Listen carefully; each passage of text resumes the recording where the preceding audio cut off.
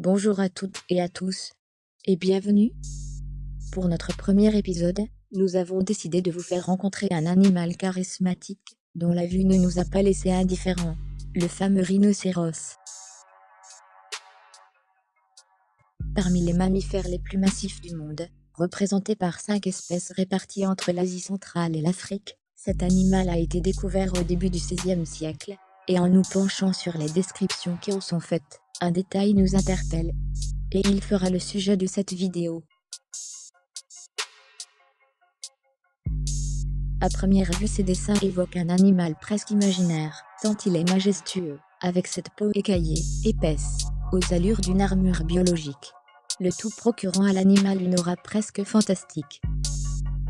Afin de comprendre ce à quoi nous faisons face, commençons par nous pencher sur les gravures.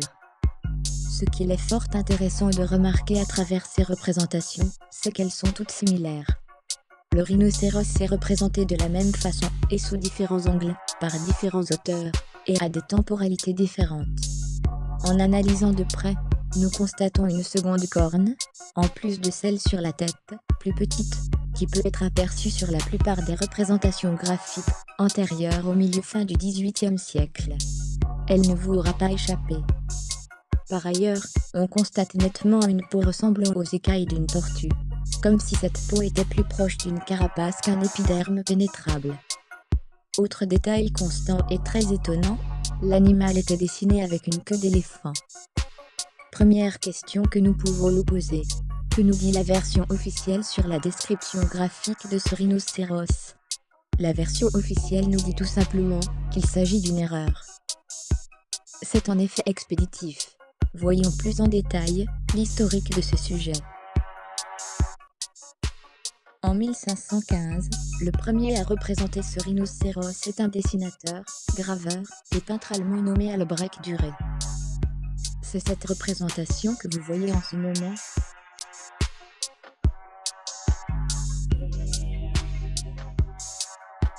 Il aurait été inspiré par la description qu'en fait une autre figure du XVIe siècle, Ferdinand Bernard Valentino, un personnage sur lequel nous reviendrons plus tard dans cette présentation. La version officielle voudrait que, depuis 1515, toutes les autres représentations de rhinocéros, qui ont été faites par les autres explorateurs, à des périodes et des moments différents, tous auraient bêtement recopié Monsieur Dürer, soit par excès de confiance en un artiste sans bagage scientifique, soit par fainéantise intellectuelle.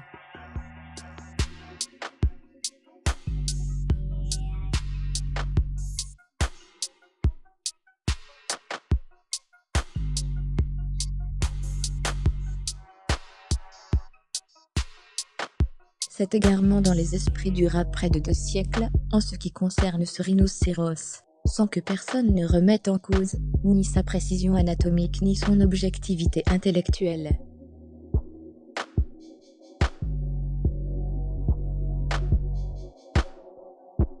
Trêve d'ironie. Explorons l'histoire des représentations de ce rhinocéros, depuis sa découverte en 1515. Et tâchons de savoir si tous les dessins sont des plagiats de la copie du mauvais élève. Dans le journal The London Gazette du 10 octobre de 1684, une annonce stupéfiante est faite. La voici en images. Un spécimen unique de rhinocéros va être amené à Londres. Expédié d'Inde, il sera officiellement montré au public, au prix d'un shilling par personne. Des membres du public auraient même monté sur le dos de la créature. La démonstration a eu lieu dans une taverne, à Ludgate Hill, à Londres. Ce spécimen vivant a certainement été l'opportunité, pour les intéressés, de préciser les représentations supposées fantaisistes, et les mettre à jour peut-être, depuis Monsieur Dürer. 130 ans plus tard donc. Eh bien c'est justement cette même année, qu'un peintre anglais, Francis Barlow, entreprit cette tâche. Il va réaliser une gravure intitulée « Une vraie représentation de l'éléphant et du rhinocéros ». Titre assez présomptueux pour une créature jamais aperçue, vous ne trouvez pas? Comme si le titre de la gravure ne suffisait pas, sur le site de la British Library, où nous trouvons justement l'annonce de la London Gazette. Vous pouvez lire, je cite, « Ce rhino a été envoyé de Golconda, en Inde, plus tôt dans l'année, et c'est la première fois qu'on envoie un de cette sorte en Europe depuis 1515. C'est une référence directe à la gravure d'Albrecht Dürer. Poursuivons notre voyage à dos de rhino, la prochaine occurrence historique remarquable, impliquant toujours ce mystérieux mammifère, n'est pas des moindres. En effet, sa description graphique fut officiellement utilisée par le duc de Florence, Alexandre de Médicis, comme emblème, avec la devise ci présente signifiant en castillan ancien « Je ne reviens pas sans triompher ».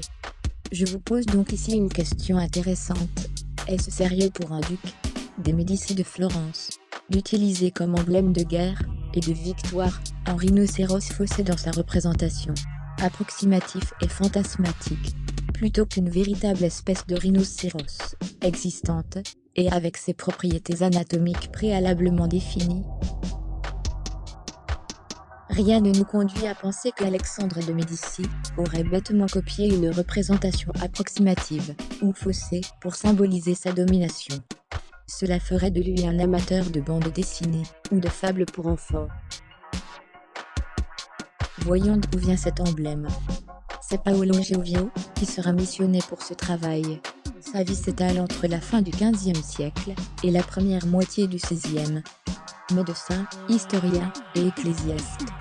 C'est en 1513 que le pape Léon X, appelé aussi Jean de Médicis, lui donnera la charge de la chaire de philosophie morale dans l'université de Rome, puis plus tard, la chaire de philosophie naturelle en 1517. Il est nommé médecin personnel du futur pape Clément VII, un autre Médicis de la lignée. En plus de tout cela, inutile de citer, aussi, tous les ouvrages qu'il a rédigés et publiés. Concentrons-nous justement sur l'ouvrage suivant datant environ de 1555, avec pour titre « Dialogue sur les affaires militaires et amoureuses ». Dans ce livre, Paolo Giovio dessine et décrit de très nombreux emblèmes qu'il réalisera, et parmi lesquels nous trouvons le fameux rhinocéros vainqueur et conquérant. Vous trouverez le lien de ce livre dans la description de la vidéo, ainsi que toutes les ressources utilisées pour cet exposé. Poursuivons. Y a-t-il d'autres réapparitions historiques de cette créature? La réponse est oui. Le prochain à y jeter son regard sera l'abbé Verbiest Ferdinand, missionnaire jésuite en Chine, durant la dynastie Qing. Mathématicien et astronome, il fit la démonstration de la précision de l'astronomie européenne face à l'astronomie chinoise. Toujours en mission, Ferdinand Verbiest va reconstruire l'ancien observatoire de Beijing, qui sera rééquipé par les jésuites, avec de nouveaux instruments plus précis. Il en suivra également une correction du calendrier chinois à la lumière des rectifications que le père Verbiest apportera. Son rôle est si influent qu'il devient ami et enseignant personnel de l'empereur chinois. Le moins que l'on puisse dire est que cet homme est recherché pour ses connaissances et compétences, diverses et exceptionnelles. À la demande de l'empereur Kangxi, il lui réalisera une carte du monde en 1674, et encore une fois, nous retrouvons notre vaillant rhinocéros à cornes dorsales torsadées. Pas dans une exposition artistique, mais bien une carte scientifique. Est-ce sérieux de représenter un rhinocéros de façon erronée, pour un puissant empereur chinois? Sachant tout le curriculum vitae de l'abbé Ferdinand, nous pourrions continuer comme cela pour chacune des représentations, mais vous avez compris le principe. Cette description sera retrouvée durant toute la Renaissance, dans les ouvrages de voyageurs, graveurs, chirurgiens naturalistes, médecins, etc. Pour évoquer un moment plus proche de nous, nous avons Salvador Dali, qui nous a tout l'air d'être grand initié, représentant ce rhinocéros dans ses œuvres également. Pourquoi avoir choisi ce rhinocéros? Le comble dans tout cela, c'est qu'il agrandit volontairement la corne torsadée, qui est un élément clé, de forte distinction avec le rhinocéros, tel qu'il est représenté, dans notre époque contemporaine. Voudrait-il nous faire passer un message? Un message gros et visible, comme un éléphant au milieu du salon? Sur la crête épineuse des vertèbres cervicales, vous pouvez distinguer ce qui semble s'agir non pas d'une corne, mais d'une sorte d'appendice épidermique en forme de spirale.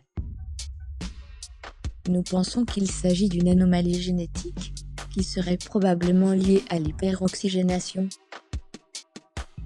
Autre point intéressant, cette fosie en termes d'intelligence comportementale, l'exemple donné par Pline, sera évocateur et mérite d'être cité.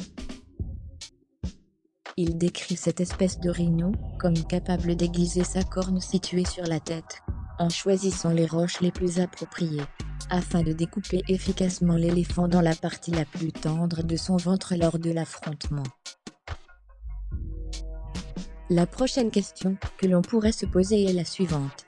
Si ce rhinocéros présente une spécificité anatomique, qu'en est-il des autres espèces connues? Ou alors, c'était la seule présentation utilisée partout pour toutes les espèces pendant des siècles? Et là encore des éléments de réponse existent.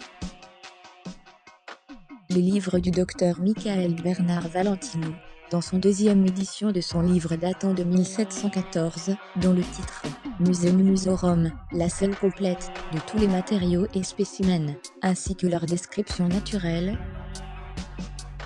on peut nettement apercevoir le même rhinocéros que l'albrec duré sur la première illustration du volume, mais cette fois-ci accompagné de 4 autres variétés, avec toujours ces carapaces aux allures d'armure biologique très fascinantes et différentes.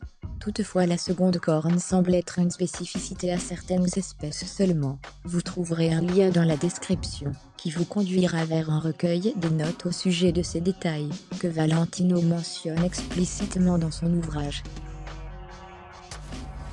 Pour terminer sur ce sujet, j'ai peine à croire que les auteurs de ces représentations aient été simples d'esprit au point de se copier bêtement les uns les autres, pendant des siècles, après tant de périples, de recherches et de travaux.